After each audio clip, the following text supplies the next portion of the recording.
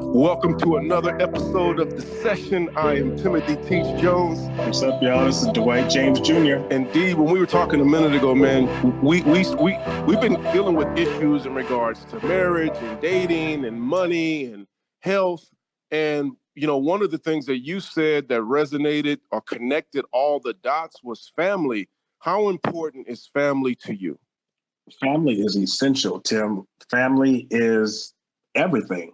You see that slogan a lot of times on social media, hashtag family's everything. Mm-hmm. But it really is, you have those comments or things or people say at the end of the day, family's going to still have your back. Family's going to be the one that's there for you. Yeah. And that's true. Family literally is everything. And so, especially as we talk about purpose and things like that, a lot of times your purpose is connected to your family. Yeah. So family is essential. Yeah, man. And when I think about family, you and I were talking offline about our kids and, marriages and things like that, in regards to that dynamic of family. But man, I think about our parents and I think about how we grew up. And I had the pleasure of, knowing your father before he passed. And I know your mother and your entire family, your brothers, your sisters, and, all my family. It's bigger than us and our children. And I know we'll get into that later, but I think about the relationships that we have with our siblings, our parents, man, that stuff matters. And I work with a lot of foster youth now, periodically speaking at conferences. And, you don't really understand the dynamic of having a family till you meet a kid that doesn't have one. And they don't have a sister to call, or their sister lives in a different home in a different city. And you just see the deficiency that they have. And my heart goes out to the people who actually have brothers and sisters and don't speak to them. Yeah, no, family is important. To me, we're spread out. We're in California now and Texas, Georgia, Wyoming, different places. And now I'm trying to make sure I named everybody because I'll get a message later. You didn't say me. Exactly. But shout out to shout out to everybody. I love my siblings. We are still connected as if we were all under the same roof. Yeah. And that takes work. Yeah. You have to communicate and all that. So, I mean, that's essential. Family is really, really important. And we haven't discussed this, so I really want a genuine answer. With you probably got as many siblings as I do, because I come from a family of 6. Is it difficult for you to keep in contact with everyone? Do you guys have like a family group chat? Do you guys prefer phone calls? There are people listening to this podcast and they need to reconnect with their family, or they don't maintain those relationships and they haven't talked to their siblings in years. And that, you and I, we have listeners to this podcast all over the world. So, some of them are in the United States, but then they got family in France, or they got family in Africa. What do you do specifically to stay close to your extended family? That's awesome. I love this question. Family, what we do, we have a group chat where we're all, all together. So we'll send messages, different types of memes and stuff. There's no telling what will show up in this group chat that we have as a family. And then we have, everybody's not on the iPhone and stuff like that. So we have FaceTime as a group for some of us. And then we have Google Duo so that everybody could get in. But using my brother as an example, we did Google Duo the other day and, it was just cutting up as if we were sitting on the couch, chilling like on Christmas morning. So we use technology to our advantage. And for those of you who have siblings that you haven't seen, or, your distance, I recommend, FaceTime. Obviously, text messages are excellent. But if you could do FaceTime and actually see the person, or do Google Duo, or, some of these other ones, that's a great opportunity to stay connected to family. And do you know also that, you and I have friends and family that are international. So for those that are listening, WhatsApp, WHATS app, yes, you guys can call for free, all over the world. So that's another one. And Dwight, I think about you and I, as we talk about family and brothers and sisters, which is critical. And I know we're going to talk about our parents and, the advice that they've given us, et cetera. But you and I, the unique thing about us is that we're fathers. And so raising a family in today's society is different than the way we came up in the 70s and 80s and 90s. There's so much more that they're dealing with. What suggestions do you have for people that are raising families? How are you doing it effectively with Destiny? And I don't mind sharing about my girls in a minute as well. Yeah, well, there's a difference now, there's a difference between the Cosbys. Like, we grew up watching the Cosbys and things like that. Now there's, I think there's a show called Modern Family or different things like that. So there's different even examples of what a family actually looks like nowadays, Tim. And so the way I personally, my wife and I, we raise our daughter just, under like our faith-based values, and try to instill to her, she's only 5 right now, but try to instill to her like the truths that, that we believe in, everything like that. Going to school now, you have a different dynamic that she deals with versus when we were in school. She'll go to school and might have, she might see a kid with 2 dads, or she might see a kid with 2 moms. When I went to school, I didn't necessarily see that. Not saying that it wasn't there. I just didn't see it at the particular school I was at. And so now, raising a little one in today's society, you have to be more honest with yourself.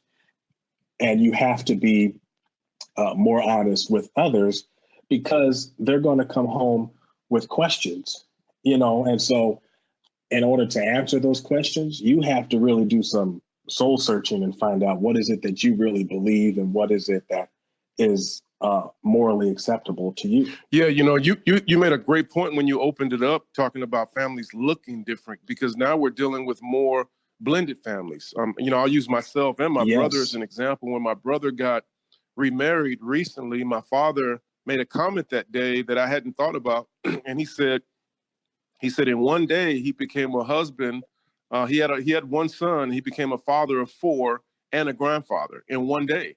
So that's the new family, so to speak, in many dynamics. But you and I talked offline about how we have to deal with the influx of police brutality, political issues, bullying, social media. And for me, having 2 teenage daughters, 18 and 16, we have to, one thing that I want the listeners to know is you got to communicate. Communication is essential to raising a family in today's society. Social media is communicating with them every day.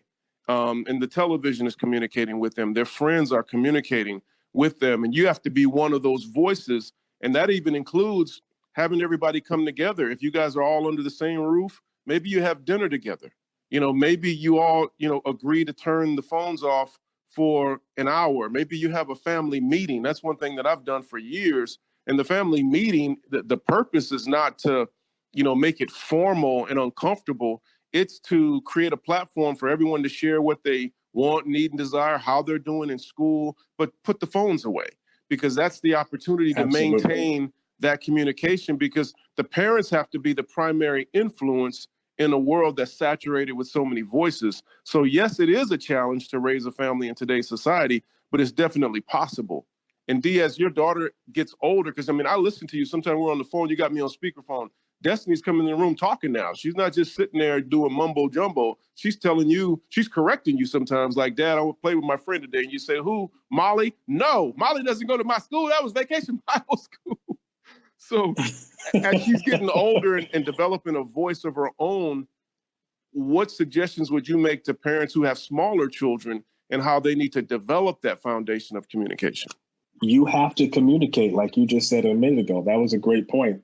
I communicate with my little one, my daughter, every single day. She's in kindergarten now. And so there's hours of the day that her and I are apart. And so there are voices, teachers, principals, people like that at her school who talk to her all day long. And if I'm not careful, my voice will be drowned out compared to theirs. So I have to make sure, we usually do it at dinner time and then do it at bath time, where I just sit down and talk to her, ask her questions such as, how was your day? Who did you sit next to at lunch today? You know, what did you have for lunch today? What were your teachers doing today? I want to know like details, and see, I want to set it up early on. I don't want Destiny ever to feel as if she cannot come and talk to me about anything, you know? And so we're like starting now about, I tell her every day, you know, how beautiful she is and how proud I am of her. And Tim, affirmation is critical to the little ones. She's learning to read right now. And so, you know, she'll say a word and I'm just like, oh, baby, I'm so proud of you. You are doing great. You're an excellent reader. You know, as she's learning and evolving and developing, those positive words of affirmation are critical, you know, because the teachers do a great job over there, but they're not the parents. And so as parents, we can't allow the teachers to take our place. So advice to ones, you know, if you have little ones, please listen every day. I know you come in tired, you know, you done had a long day at work. Now you got to cook. Now you got to get ready for the next day. But please make it a point. Sit down with your children every single day and ask them how their day was. And not only ask them, but listen to their response, because they're telling you a lot. Exactly. Indeed, when you talk about especially the communication and you use the word with the little ones, well, as they get older, while you're talking, I'm thinking about how those conversations become a little bit more difficult as they get older. Difficult meaning you got to sit down and talk to them about sex, or you know, you have to have the conversation about dating, etc. But what I hear you saying is, don't put the cart before the horse. Establish that foundation of open communication. Yeah. And for me, like with my girls, and I love the fact that you and I are fathers, and I know that there are women listening to this podcast who have daughters. And I have had many people that listen tell me, hey, I make my kids listen to the podcast. So that's great too. Yes. Fathers, you're the first boyfriend your daughters will ever have. Oh, man. And this is what I mean by that. I've been doing what's called daddy dates with my daughters since they were Destiny's age, where it's just me and them, not their mom.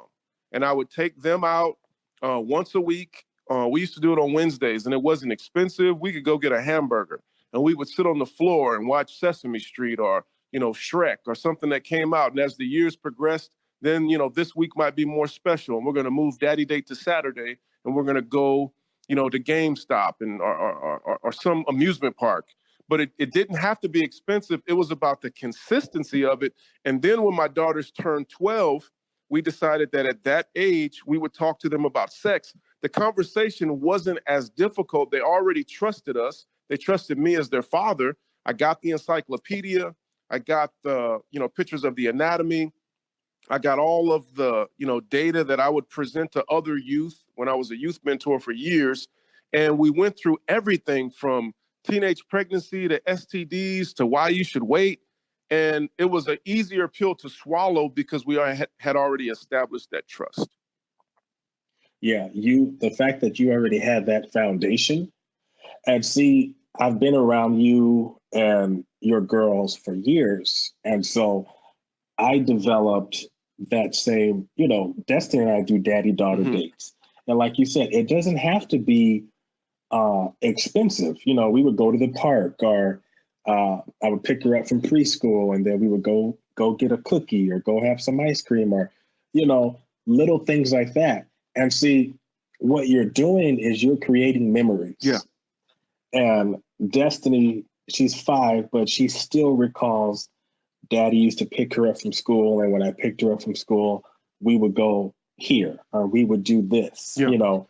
And as she gets older, my belief and confidence is, as when I get ready to have those conversations with her regarding sex and things like that, because if you can tell me about everything else as you're growing up, when it's time to have some more serious conversations, you know, those conversations will be a little easier to Yeah. swallow, because we have this uh, track Yeah. record of having good conversations. So fathers, like Tim said, fathers, please, I don't care if your daughter is 5 or 15, please have honest conversations. Take them out on dates. Show them how they should be Yeah. treated.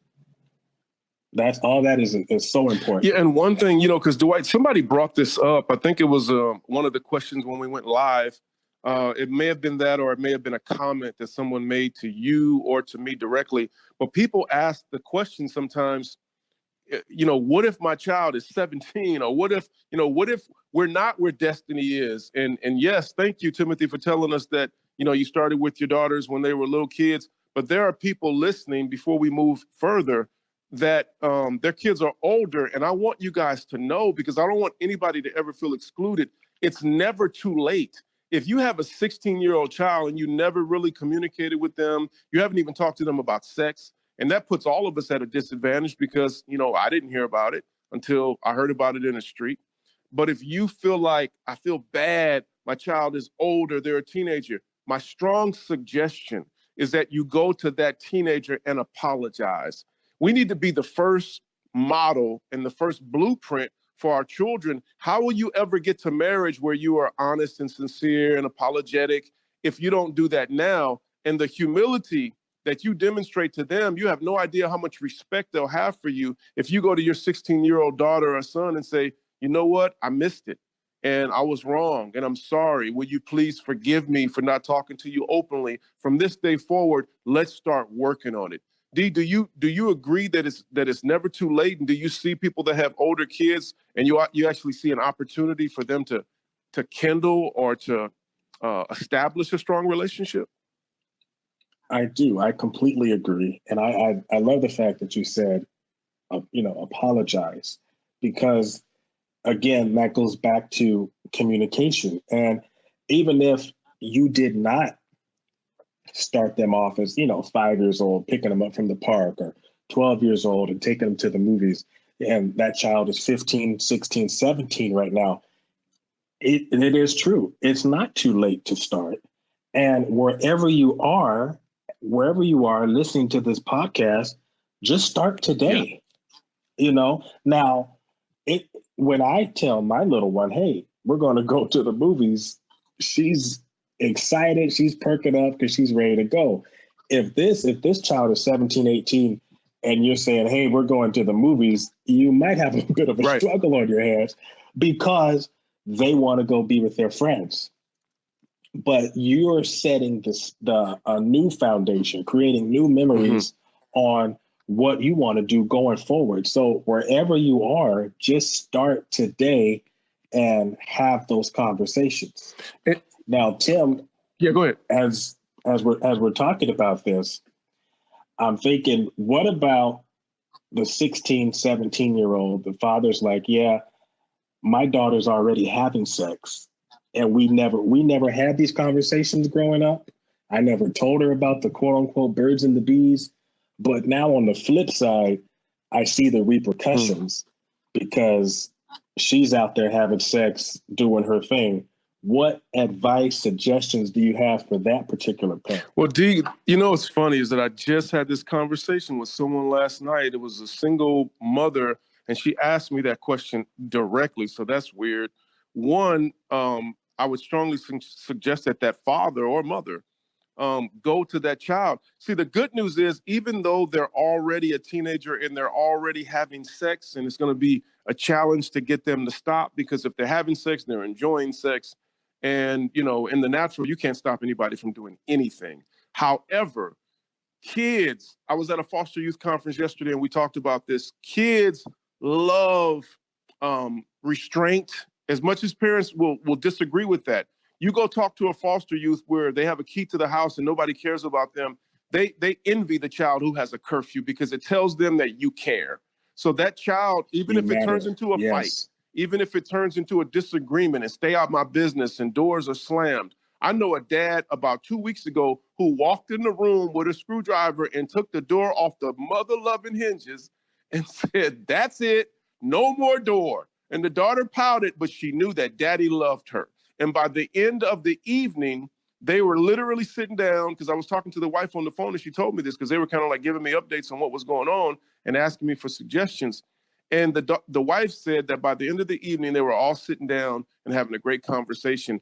That daughter saw daddy cares enough to take the door off my hinges so I can't slam it. And we're going to have open communication. If your child is already having sex and you never set that foundation to tell them the do's and the don'ts, go get you an encyclopedia, get you, you can Google books and get, the facts on when to talk to your kids about sex, how to talk to them. It's never too late to have that conversation. It's no different than someone sneaking and taking a car when they're 12. They still need to go to the DMV and take driver's ed to learn the proper fundamentals, because you don't want that child to kill themselves. You're absolutely right. I was part of a mentorship program. It's called the Big Brothers, Big Sisters program. A lot of people probably heard of it. And part of that program, Tim, I'm sitting down, with my little brother, and we're just talking, having conversation. And it's amazing. Like you said earlier, like kids really want restraint and they want to be valued. Yeah. That's the key.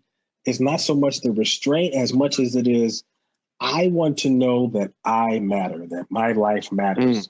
And talking to this little brother rather, I'm like focused in on him, like nothing else around me matters right now. I'm like zeroed in on him. And we created this bond, and that bond was based off of trust. It was based off of just intent communication. And so fathers, I'm telling you, like create these intentional moments is what I call them, where you, whether it's taking the door off the hinge, but not so much because of the door, it's now we've created this dialogue and now we have these great dinners and these great moments, and she gonna help me put this door back on. But kids, I don't care what age they are, they want to know that they matter. Do you care? Yeah. That's important to them. And D, while we're on that subject, because I have daughters and you have a daughter, my daughter's being a little bit older, I have to prepare for certain conversations that I'm going to have with them, soon. That have to do with, dating and relationships, as you were alluding to earlier. I just want to add to what you said. If your child, male or female, is already having sex and you never talk to them about that, you guys never had that communication, and you're wondering, to Dwight's point, what do I do now? Please take into consideration this point with your children. They need the tools so that they can be successful. And they need you to sit down and give them explicit truth. You have to understand, and this is not your fault, this is just reality. There's a reason why they're already having sex, because a lot of times young people can be deficient in a certain area. That doesn't mean that that's the case all the time. That would be implying that a couple is married and one person cheats because they're not sexually satisfied. That's a lie. You can just be greedy. You can be a pig. So that's not what I'm saying. What I'm saying is sometimes there's a child who doesn't get hugged and they don't get told, like Dwight says, I love you. I tell my daughters every day, you're beautiful, you're amazing. I don't do it like a routine because I don't want it to sound predictable, but I'll find a creative way tomorrow to say, man, I love your eyebrows. Or then the next day it'll just be like, you really know how to pick friends. They are so responsible. And then the next day, when they get their grade, I'll say, man, I know it took hard work for you to get that, didn't it? And they're like, yeah, I stayed up late every night. Maybe there's a child that doesn't necessarily get poured into every day because you can't give what you don't have. And if you didn't get that, I get it. I understand that it's very difficult for you to give that, but there's a reason that they're doing what they're doing. But they need you to intervene. Like now's I think Dwight said on dating, throw in the yellow flag. Like now is the opportunity for you to throw a flag on the play and say, okay, that's it. Yes. I know when I go to work, because I'm a single parent and I work 2 jobs, I don't know what you're doing at home, but I tell you what, it stops now. And when I say Yeah. stop, we need to start talking. I love Dwight saying taking the door off is not for me to prove that I'm in control. Now I've created an opening, for me to get to you. No, it's true. And see, I have one daughter, Tim. You have two. Now, the challenge is, and I get it, the challenge is the mama or the daddy who has maybe 3 or 4 or 5. One girl, a friend of mine, has 7 little ones.